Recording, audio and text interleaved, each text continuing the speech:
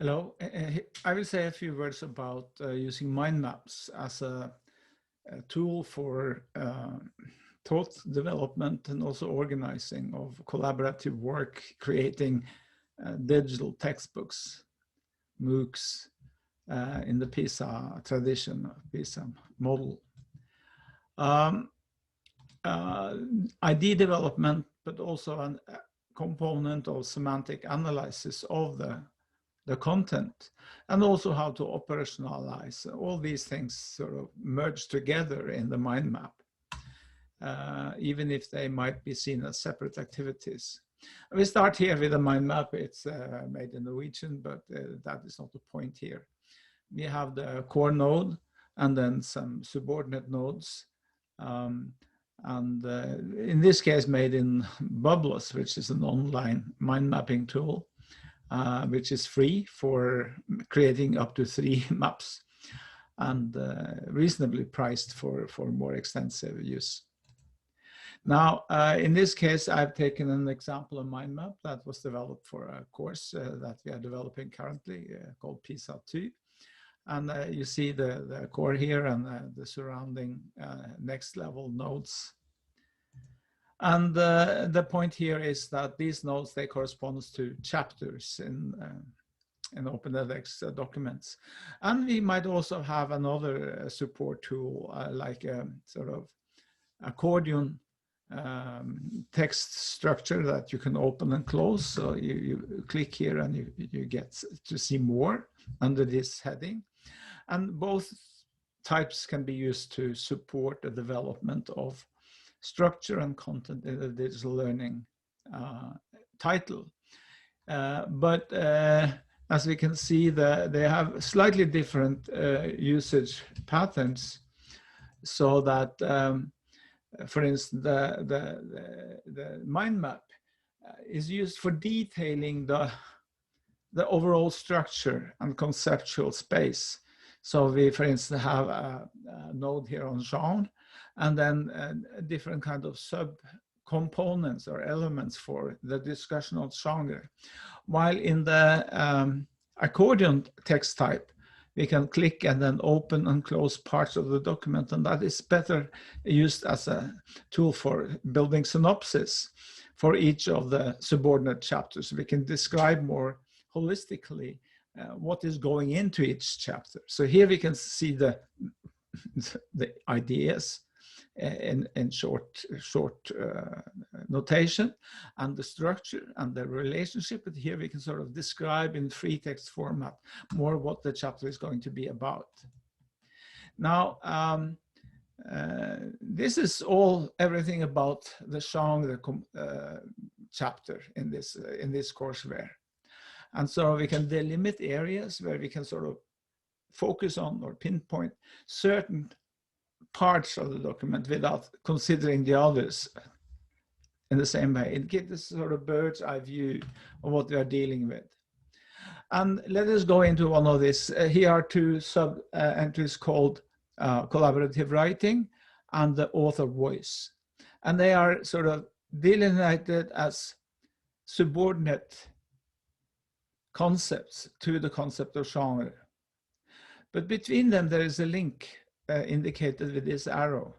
And in logical analysis, this is called a see also relationship. They have something to do with each other. It's not specified.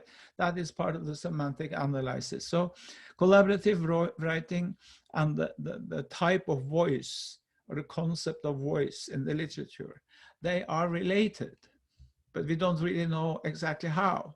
And then the mind map helps us to think about that and maybe go further in becoming more precise. Because if you look at this, it can be seen as a literary concept, collaborative writing, but it can also be an operational endeavor where you actually organize people to write together. And the literary concept of collaborative writing is much more about voice than the operational, how you distribute work between partners. So we can redefine this relationship as collaborative writing is a subordinate concept to author voice, because the author voice can be individualistic, but also when you write together, you have to sort of decide on what kind of voice should the material convey. Is it like everybody writes in their own dialect, for instance, as is might be the case in Norway or Ethiopia? So you get chapters with different dialects or different languages even. In Norway, we operate with at least, well, 3 or 4 different kind of languages, or even more if you define it more finely. But in that case, this sort of see also relationship turns into a narrower term relationship, that collaborative writing is a subordinate term for the author voice. And you have to decide, either have a sort of neutral we or I kind of voice or person, virtual person that writes the stuff, even if there are many authors, or they speak each in their own tone.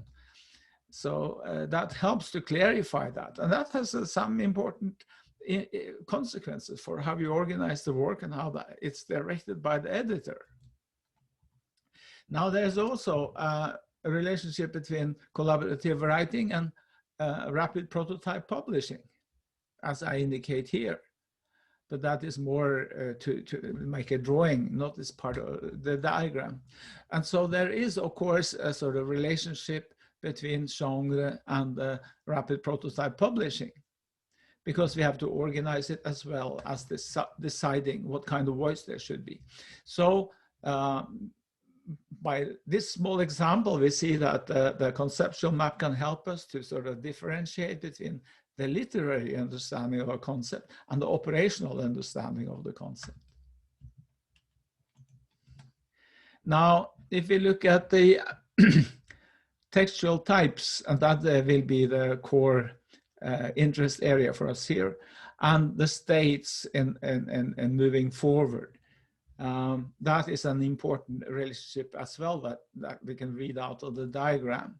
And there's a relationship between these two, of course, and that is operationalized, as we will see in the text rather application software tool.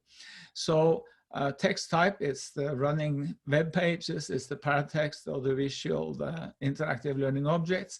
And then in terms of states of development, from idea to a draft, working on it, and acceptance. So these are two sort of dimensions that are angular on each other. And they is both a kind of modeling, typo here, modeling the conceptual space, but also how to operationalize. That we decide on these 4 types. It could be 6, it could be 3, but we decide on these 4. And then we have 4 stages or states of development. And that sort of, then we organize the work in that manner. And that is done in the text radar, where we have the 4 quadrants, these 4 quadrants here, which are the types of text, and then we have the 4 states, which are the bands from the center and outwards, or vice versa, and that is sort of described in a spreadsheet mode and then visualized as this graph. So these 2 subdomains of the mind map are replicated in this tool. And so here is the entire diagram, and we can go on and go into various parts of the diagram and discuss both to specify the meaning and also to look at how this is done in practice. And the diagram in this case can also be written out as a written text, so that makes it handy to maintain the overview. So thank you for your attention.